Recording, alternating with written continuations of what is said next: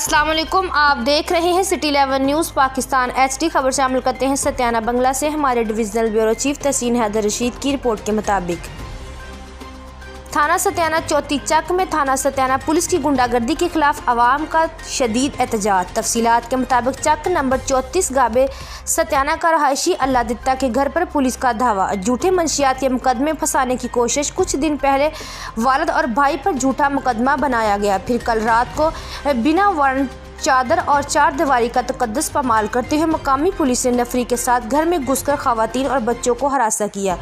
तलाशी की आड़ में घर की तमाम एशिया को तोड़ फोड़ कर नुकसान किया और धमकियां लगाते रहे और हम तुम लोगों को कहीं का नहीं छोड़ेंगे। अल्लादित्ता की गवाही पूरे अहले गांव ने दी और एक शरीफ नास इंसान है, बस इसे मुखालिफ झूठे मुकदमे में फंसाने की कोशिश की जा रही है जो कि सरासर नाइंसाफ़ी है। गाँव वालों की CPO फैसलाबाद और SP बिलाल सुलहरी जड़ावाला से अपील है कि इस गुंडागर्दी और नाइंसाफ़ी का नोटिस लेकर इंसाफ फराहम किया जाए। कब तक पुलिस यूं ही बेगुनाह लोगों को मुजरम बनाने में मसरूफ़ अमल रहेगी। मज़ीद खबरों के लिए देखते रहिए सिटी 11 न्यूज़ पाकिस्तान HD।